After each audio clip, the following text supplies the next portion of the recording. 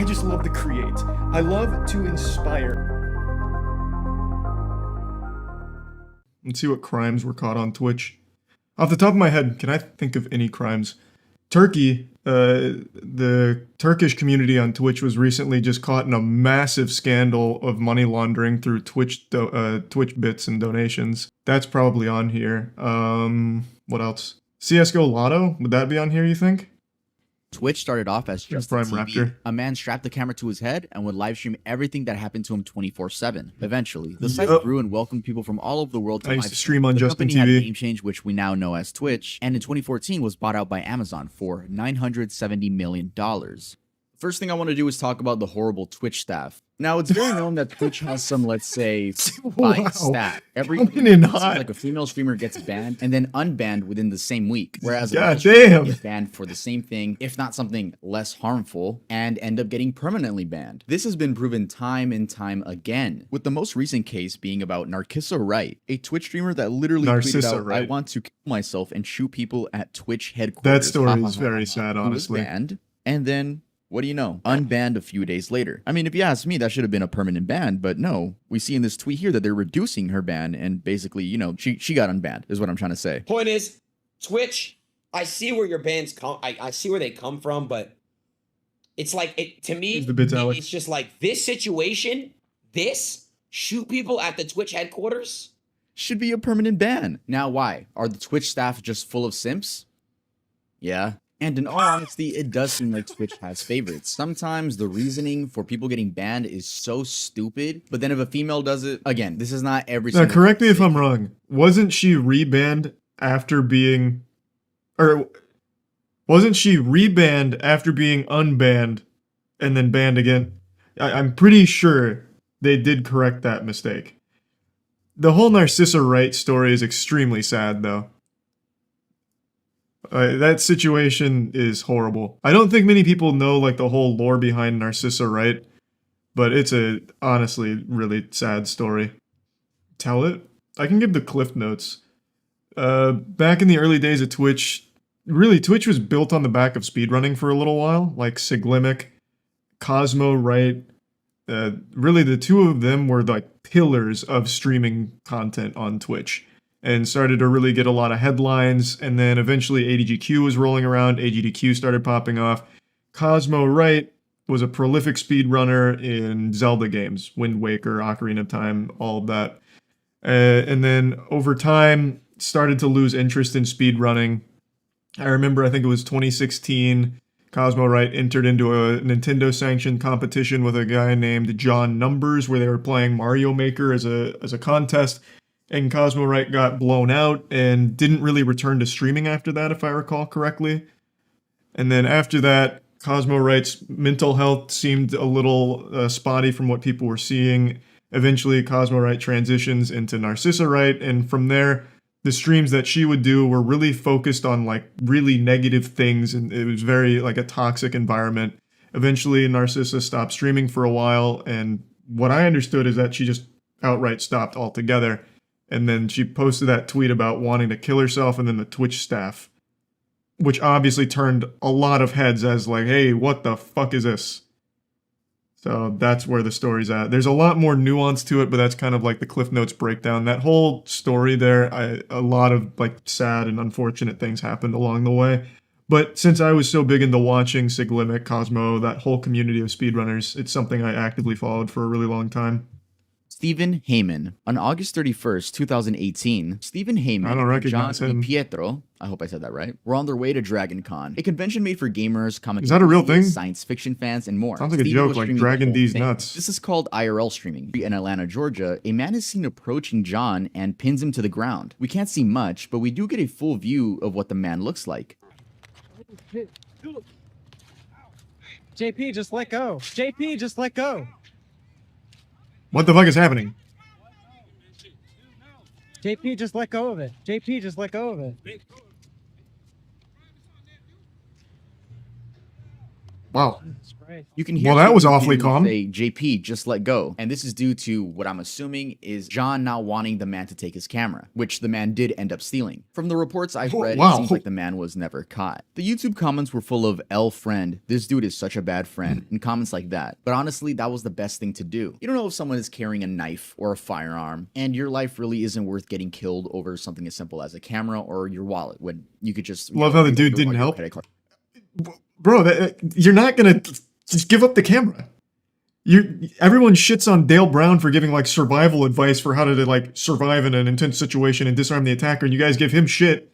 But the optimal thing to do is to not fight back. Just give your camera. Again, like Tuv just said, could have a knife, could have a gun, and that guy's big as fuck. That guy was significantly more jacked than Steven here.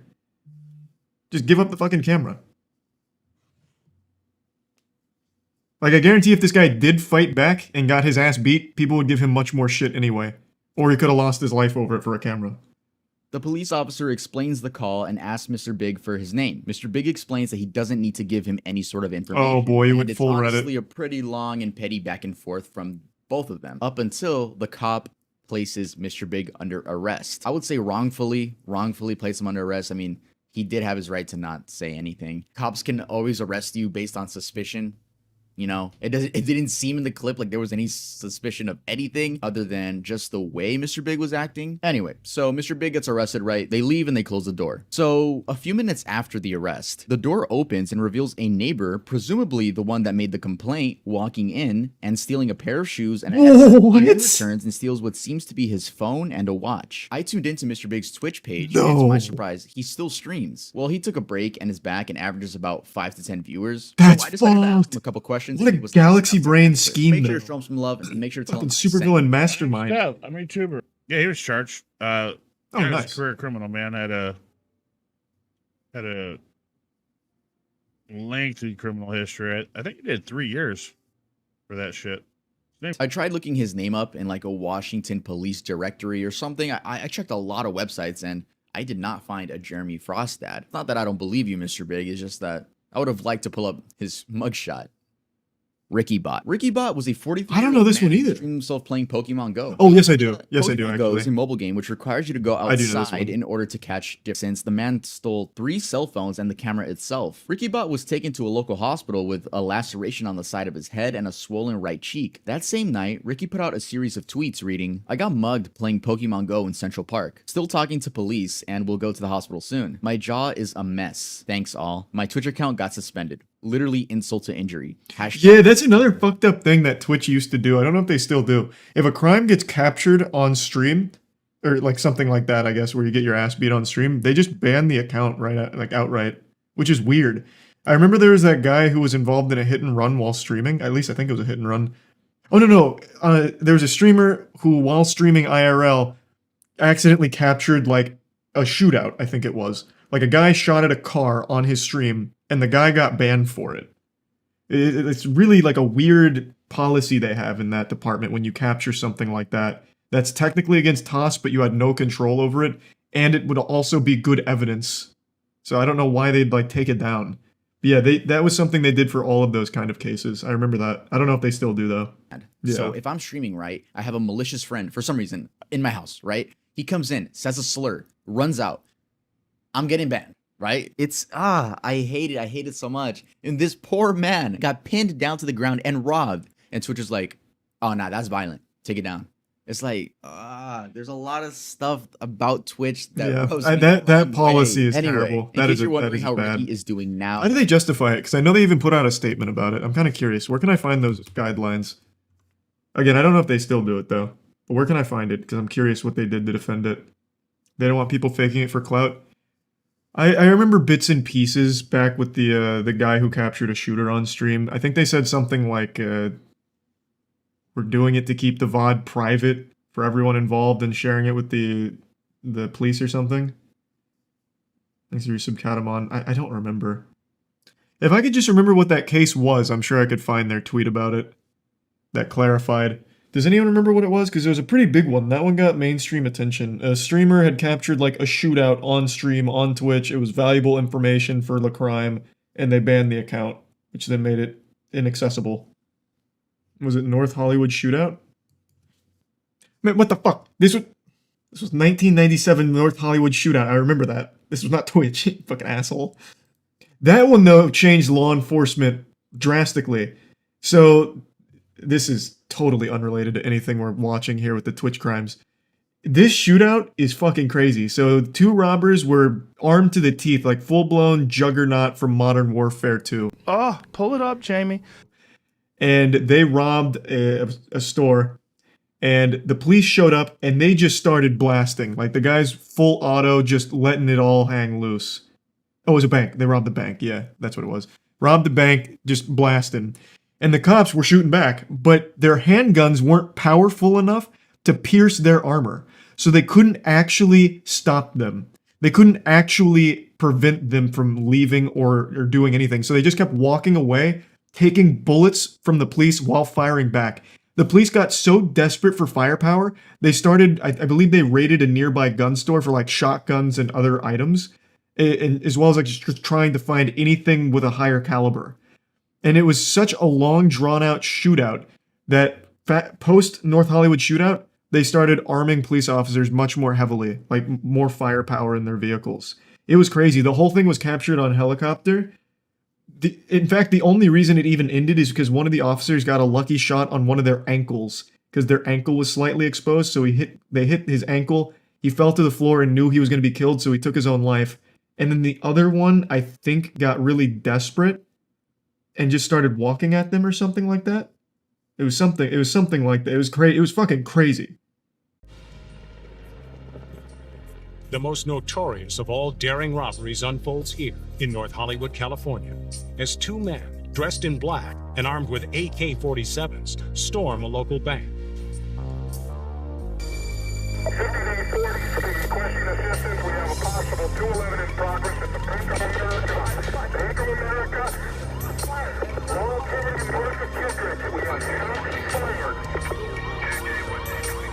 Unaware of what's waiting for them, members of the Los Angeles Police Department descend on the scene.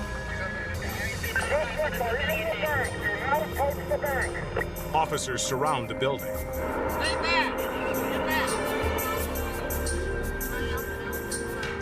Inside, the gunmen gather more than $300,000 in cash, then force their hostages into the bank's vault. Then there was about a minute or 2 of silence. And then all hell broke loose. All units on service requested help at the bank.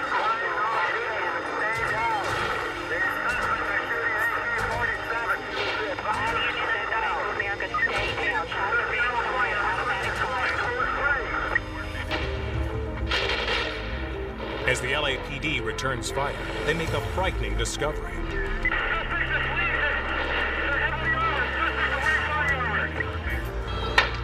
They've got automatic weapons. There's nothing we have that can stop them. He's shooting at everybody? Yes. He's wearing heavy body armor, so he's been shot I don't know how many times, but he don't knock him down at all. He goes about 10 yards, turn around, caps off, and flip around at us. Even though we return fire, it's hitting him, but we're heavy armor, they just shoot right back at us again.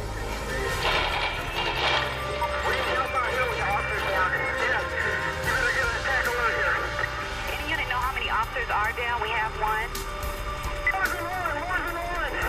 There's more than one officer down. Desperate for more powerful weapons to fight the suspects, officers rush to a nearby gun store to rearm. We've got several civilians hit also. Roger, several civilians are hit. Shots are still being fired. Officers use caution. The officer's next concern is evacuating the wounded from the battle zone. Should be out there where I need some type of heavy-duty vehicle to do this, because we are all pinned down by automatic gunfire. Luckily, a commercial armored car is spotted on a nearby street. Officers quickly commandeer the vehicle and use it to retrieve the victims. What was really unique about this situation is how coordinated the officers were. They couldn't always see one another, they couldn't always hear one another, but yet they had a sense of what was going on.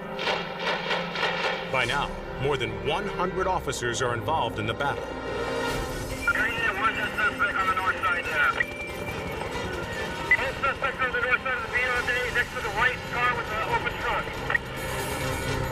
With one gunman driving and the other walking alongside their getaway car, the suspects blast a path away from the bank.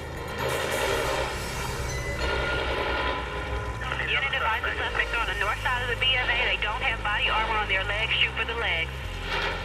15L10, contact North Hollywood Station. Have them bring extra reserve ammunition out to the scene code 3. Without warning, the robbers separate and head in different directions. One gunman lurches forward as the bullets bounce off his armor. We've got one suspect driving the white vehicle eastbound from the north parking lot. We've got one suspect on foot. The suspect on foot is behind a long trailer, truck trailer rig. All units, use caution. You've got a suspect on foot, northeast of the bank. The suspect on foot continues to exchange gunfire with officers. Suddenly, he takes a hit and drops his pistol. Seconds after retrieving his weapon, he falls for the last time. That leaves only one suspect, still armed and still lethal. 15L10, advise units, watch, Poseidon, and moving out of the sea. Just took a citizen's vehicle. It looks like a brown truck. It's going spacing on westbound right on Archwood. The second bank robber unloaded some of his weapons from his vehicle, put them into the pickup truck, even took his garage door opener so he could open his garage door. Thought he was going to make it back to his house. Before the suspect can drive the truck away, a SWAT team makes their move.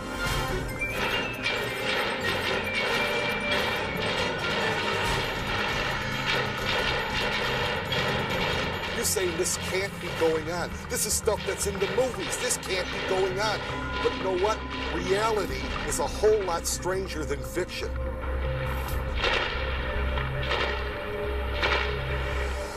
The shootout is fast, but ends with the robber lying wounded on the ground. One suspect on Archwood is in custody.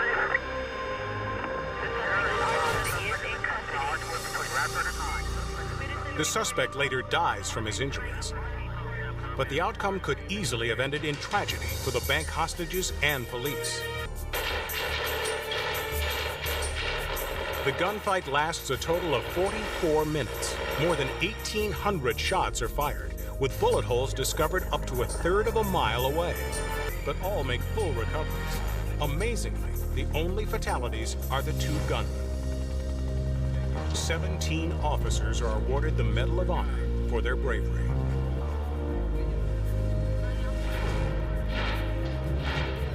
I don't know how two bank robbers could have had better weapons or had better planning than these two, yet the police officers were able to defeat them.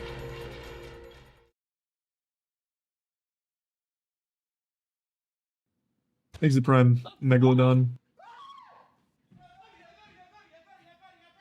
The streamer reacts and is then met with a handgun being pointed at his face and he screams. Alright, don't roast his scream because I'm pretty sure if any of us were in that position, we would not know what to do. But I know you chuckled after that scream, and I did too. But like, let's not be too hard. That was a normal scream, Steve keeps honestly. his wife quiet, and you can hear the kids in the background. The other is beating the streamer repeatedly with brass knuckles, asking where the money is at.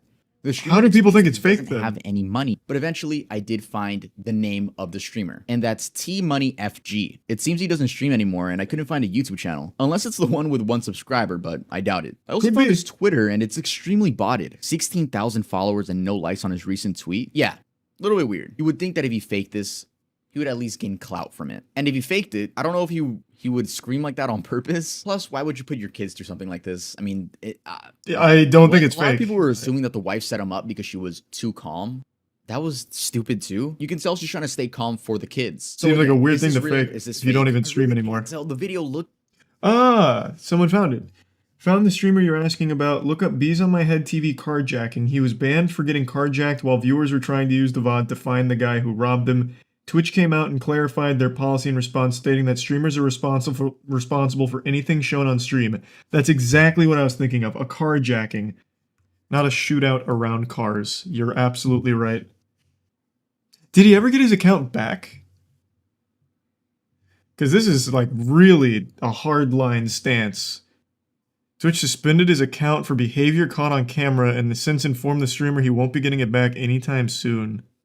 Thanks again, Security McLovin. breach. No, not the Five Nights at Freddy's game. So 6 months ago, on October 6th, Twitch was hacked and a torrent. Oh, hey, yeah, this was the 25 gigabytes worth of leaks appeared on 4chan, and income that leak. included source code, streamer earnings, encrypted passwords, and more. We bring to you today an extremely poggers leak. Twitch is an American video live streaming service that focuses on video game live streaming, including broadcast of esports competitions operated by Twitch Interactive, a subsidiary of Amazon.com. Their community is also a disgusting, toxic cesspool. Beginnings, mobile, desktop, and video game console Twitch clients, creator payouts from 2019 until now. Find out how much your favorite streamer is really making. And then they link. Did they ever release the second part Jeff to this? Bezos paid $970 million for this, and we're giving it away for free. Hashtag do better Twitch. Though a bunch of stuff got They leaked, didn't? people mainly focused on how much their favorite streamers were making. I mean, your passwords were at stake, but people were, you know, kind of mad at XQC for being a millionaire, which we all know. We all know he's a millionaire. No, that Many was a people were surprise to mad at everybody. streamers saying they didn't make sense. It's really funny because a lot of Twitch streamers have their sub count like on the top of their head. They're letting you know No, how that much doesn't money mean they anything, make. though. Just takes a little bit of math. And they claimed that a part 2 was coming out, but that never happened. Many people just assume it was an ex-Twitch employee or a Twitch employee who knew they were going to be fired. I doubt it was Just an like, ex-Twitch all employee. right, before I go, I'm just going to end this off with a big bang.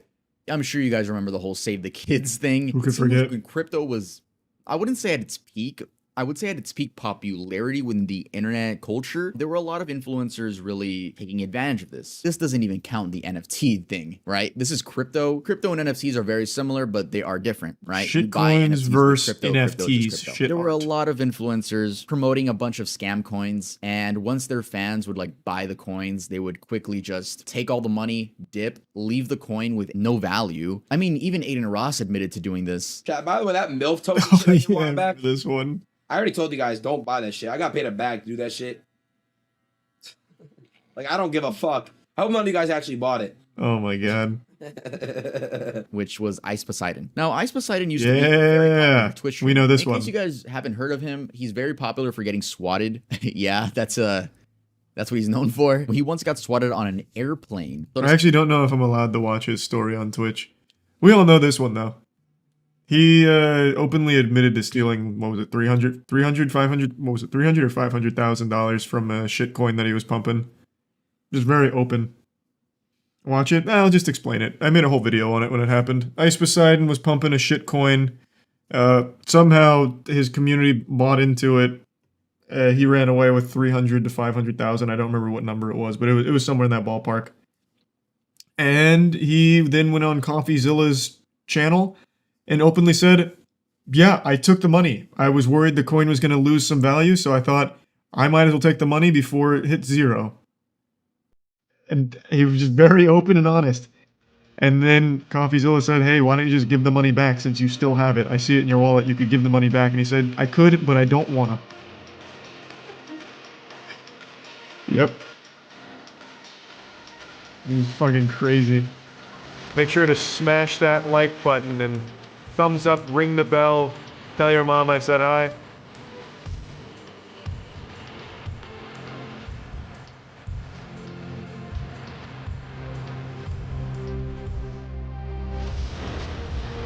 Yeah, that's about it. See ya.